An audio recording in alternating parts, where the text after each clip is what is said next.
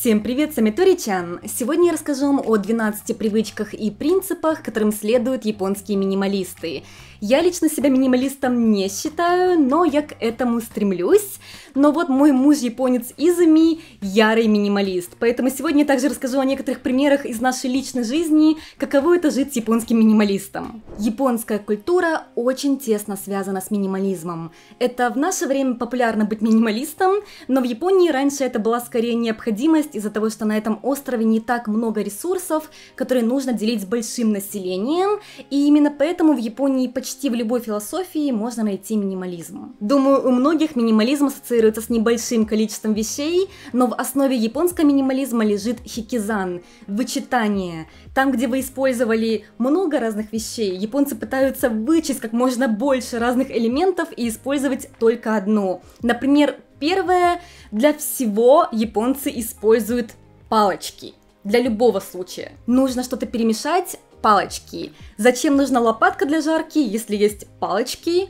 Омлет тоже можно перевернуть палочками. Понятное дело, что в основном японскую кухню мы тоже едим палочками, но мы также едим палочками супы, спагетти, и даже мой муж пытается иногда есть пюре палочками.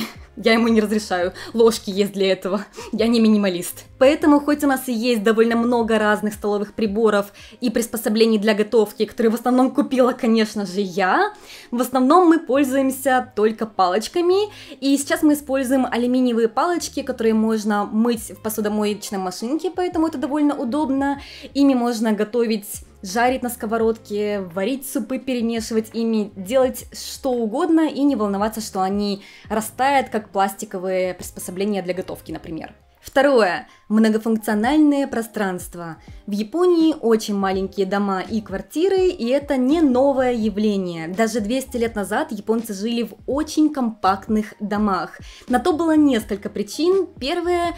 Пытались как можно больше площадь земли выделить именно под поля рисовые, чтобы увеличить количество урожая. Поэтому японцы жили в маленьких домах, даже если у них было много своей земли. И второе. В базе японской философии считается, что для человека, для комфортной жизни хватает одного татами. И татами — это японский пол, который делается из сена, скажем так. И это модульный пол. Один модуль татами 181 сантиметр на 92 сантиметра. Почему именно такой размер? Потому что в Японии раньше не в сантиметрах считали, а у них есть свои измерения, единицы. И такой размер считается идеальным размером, чтобы человек мог там и спать, и сидеть, и есть. В общем, вам этого должно хватить, если вы японских размеров. Модульный пол татами, как раньше, так и сейчас, используют при проектировке японских домов и квартир. И, конечно же, в наше время японцы не живут в размере одного татами, но считается, что комнаты размером в 6 татами должно быть достаточно для обычной жизни. Эта комната у нас как раз 6 татами, очень удобно. И сейчас я использую ее как мою студию, здесь я снимаю видео. Вот так вот на этом фоне. И также мы используем эту комнату для приема гостей. Просто раскладываем футон, вот такие матрасы. Очень удобно, да. Коты обожают татами, не знаю почему, наверное, запах им нравится. В японской традиционной архитектуре не делают разные комнаты под разные функции. Даже в наше время японцы могут в одной комнате как обедать, так и спать, так и принимать гостей. Просто под разные функции достают разную мебель. Третье. Малое количество мебели. Зачем нужны стулья, если можно просто сидеть на полу? Вот это я называю настоящий японский хардкорный минимализм. Поскольку в Японии с давних времен используют пол татами, а он довольно мягкий на ощупь, это, конечно, не матрас, но на нем намного приятнее сидеть просто на полу, чем на деревянном полу. Поэтому японцы раньше и даже сейчас использовали очень мало мебели. Просто можно сидеть на татами на полу голым, без ничего, или использовать маленькую подушку. Зачем нужна кровать, если можно использовать матрас-футон, который японцы тоже даже в наше время часто используют. Его можно сложить и потом спрятать в шкаф. Именно поэтому в Японии очень странные шкафы, по мнениям иностранцев. Они очень глубокие, именно потому что их проектируют, чтобы в них прятать матрас-футон. Не для одежды они Раньше, если японцы и использовали мебель, она вся была очень компактная и легкая, чтобы можно было ее легко передвинуть или спрятать и поменять на другую мебель для многофункционального использования пространства. И даже в наше время японцы отдают предпочтение именно такой легкой мебели или мебели, которую можно легко изменить под разные функции вашей комнаты. Например, модульные низкие диваны, которые можно использовать как на обычном деревянном полу, так и на полу татами, низкие или раскладные столы, а вместо обычной кровати матрас-футон или вот такой простой матрас с ножками вместо кровати с базой. Честно скажу, мне как архитектору и дизайнеру интерьера в Японии бывает иногда довольно трудно работать, потому что не все японцы в наше время хотят жить на уровне пола, скажем так, и у меня бывают заказы, когда люди просят более европейский дизайн, но при этом в Японии довольно трудно найти японскую мебель, которая была бы сделана по европейским стандартам. Многие японские производители мебели даже в наше время делают мебель, которая ориентирована на эту жизнь на полу татами, когда стулья, диваны и столы довольно низкие. Четвертое. Разделение пространства. Для более гибкой организации пространства, чтобы было легче менять его функциональность при необходимости, японцы используют раздвижные двери фусима, а также перегородки сёджи. Фусима – это легкие раздвижные двери, которые обычно используют как двери между комнатами, а также для японских шкафов ошиире, где обычно хранят матрас футон, а также какие-то большие вещи. Допустим, мы здесь храним много разных ненужных коробок. Две одинаковые двери. Это ведет наружу. А это у нас вот такой шкаф. Мне кажется, это очень минималистично использовать одинаковые двери как для комнат, так и для шкафов. При этом дизайны фусима не всегда минималистичны, иногда их используют как акцент, украшая разными узорами или картинами. Сёджи – это перегородки, сделанные из рисовой бумаги, и обычно как сёджи, так и фусима можно полностью убрать и создать одно большое пространство для, допустим, приема большого количества гостей. И при необходимости можно разделить одно большое пространство, используя эти перегородки, на более маленькие комнаты.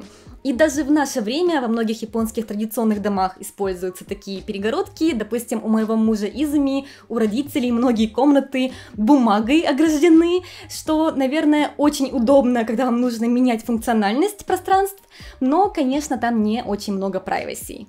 Пятое. Эстетика простоты. Думаю, многие знают, что японский интерьер довольно минималистичный, но одна из его главных особенностей – это не только использование минимального количества декоративных деталей.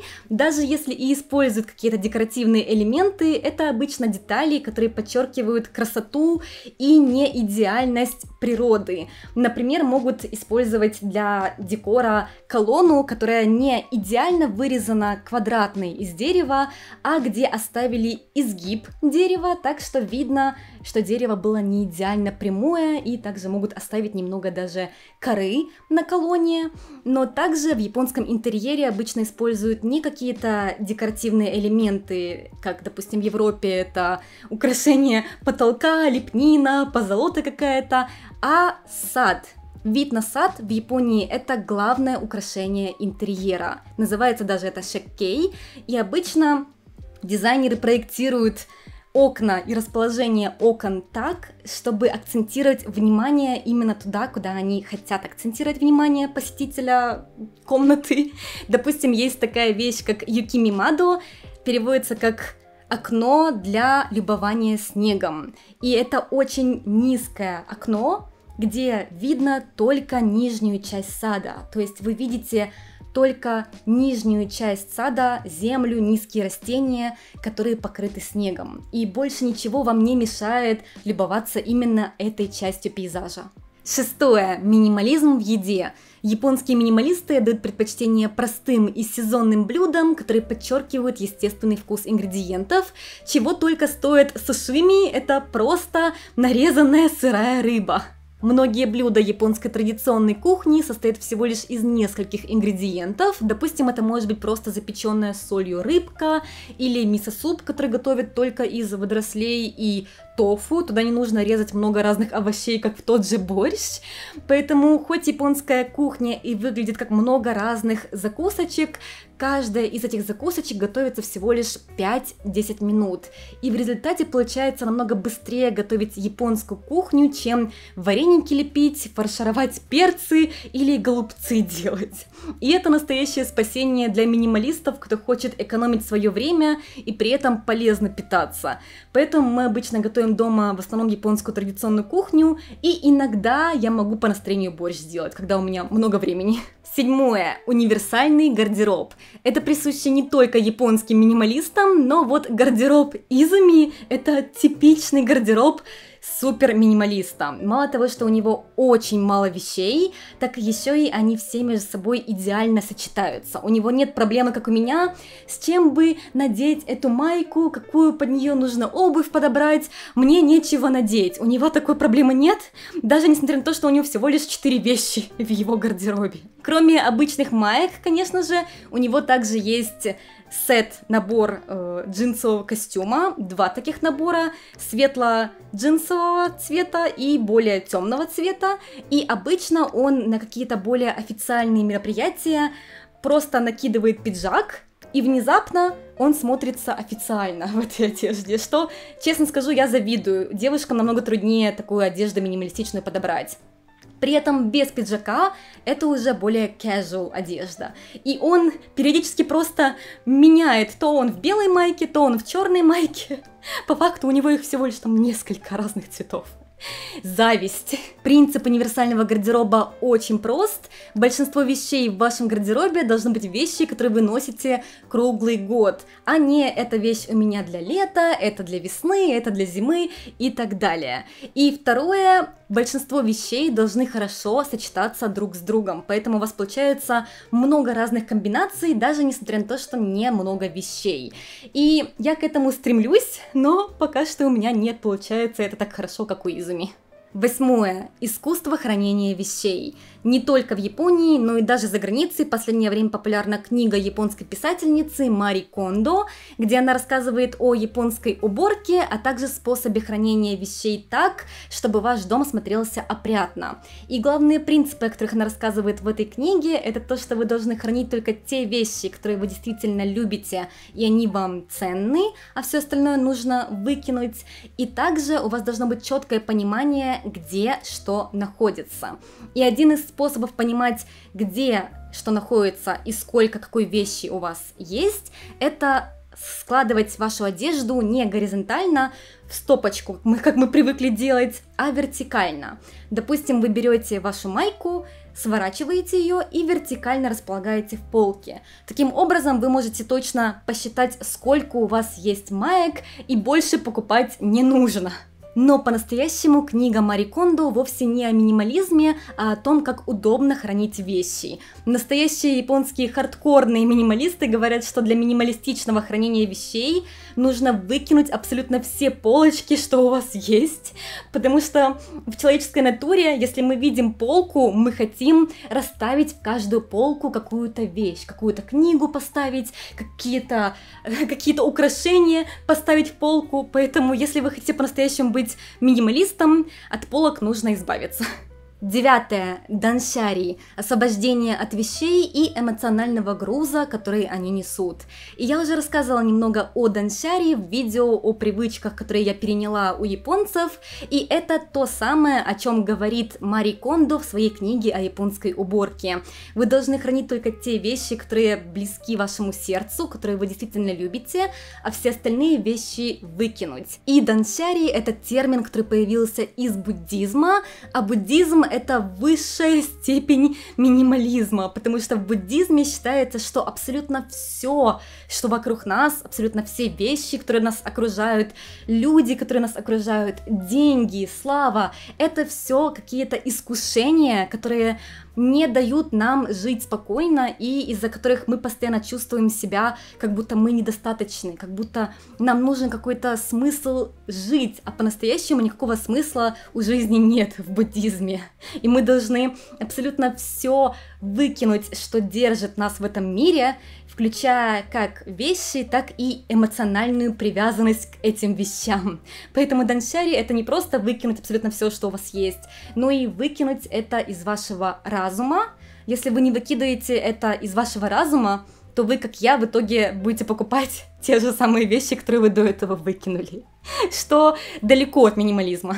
10. Забота о вещах и концепция ваби-саби. Настоящие японские минималисты не только не покупают ненужные вещи или сортируют и выкидывают вещи, но и заботятся и аккуратно относятся к вещам, которые уже имеют, чтобы можно было ими дольше пользоваться. Допустим, я уже рассказывала, что у Изуми есть его джинсовые костюмы, и он очень аккуратно их вручную стирает, также он их вручную разглаживает, сушит на свежем воздухе, чтобы оно дольше хранилось. И, в принципе, он очень аккуратно относится ко всем вещам, которыми владеет, что я не могу сказать обо мне, к сожалению, поэтому у меня часто вещи ломаются. И это обратно минимализму, если вы ломаете вещи и покупаете новые такие же. А концепция ваби-саби, простыми словами, это умение видеть красоту в несовершенстве, поэтому не все вещи должны быть идеально новыми или идеально чистыми. Допустим, дерево не должно быть идеально ровным, поэтому считается, что бонсай — это красиво изогнутое дерево, или чашка не должна быть идеально круглой, она может быть с вмятинами. Это ваби-саби, и оно очень похоже на минимализм в том плане, что вы должны ценить вещи, даже если они не идеальны. 11. Моттайнай. Моттайнай можно часто услышать от японцев, и это дословно переводится как же жаль, какая пустая трата». И так говорят не только о пустой трате времени, но и о еде или вещах, которые вы выкинули, но их можно было все еще использовать. И это что-то вроде японской философии бережливого использования ресурсов. До начала активной индустриализации в Японии было очень мало ресурсов и еды, поэтому голод был частью жизни обычных японцев. Именно из-за такой истории в Японии появилось слово «моттайнай», которое закрепилось в японском языке и японской культуре до наших дней. Даже сейчас японцы очень бережно относятся к абсолютно всем вещам. Конечно, не все японцы, но многие японцы, кого я знаю, очень бережливые. Это касается как еды, доедают обычно абсолютно всю еду, не оставляют ни крупинки риса даже на плошке риса, одежду тоже используют и очень аккуратно к ней относятся. Те же машины, думаю, многие знают, что японские бэушные машины смотрится так, как будто ими никто не пользовался. Даже у нас машина, которой 12 лет, она в идеальном состоянии. И 12 это медленный стиль жизни или искусство замедления. И это не обозначает, что вы должны медленно двигаться или жить медленно. Искусство замедления — это стиль жизни нынешним днем, настоящим днем, когда вы осознанно живете именно сейчас. И это очень трудно делать в наше время, потому что мы постоянно думаем о прошлом, что мы сделали не так, как это лучше было сделать тогда, или о будущем, как мы хотим жить в будущем, что мы хотим делать следующей осенью, куда мы хотим поехать, сколько денег хотим накопить и так далее. Один из самых простых способов замедлиться — это жить по сезону. Допустим, в Японии у каждого сезона есть разные блюда, которые едят именно в это время года, разные фестивали и ивенты, даже цветы, которыми любуются именно в этот месяц. И когда ты пытаешься акцентировать свое внимание именно на этих цветах, которые цветут в августе, например, ты как будто замедляешься, и у тебя есть время оглянуться по сторонам. Я, конечно, не говорю, что у меня всегда получается идеально следовать этим принципам, но я стараюсь, и это действительно помогает мне немного избавиться от ненужных вещей и мыслей в моей голове. Поэтому я надеюсь, что вам было интересно это видео, а какие принципы японских минималистов вы бы хотели использовать в своей жизни. Жду ваших комментариев. Всем большое спасибо за просмотр, всем пока!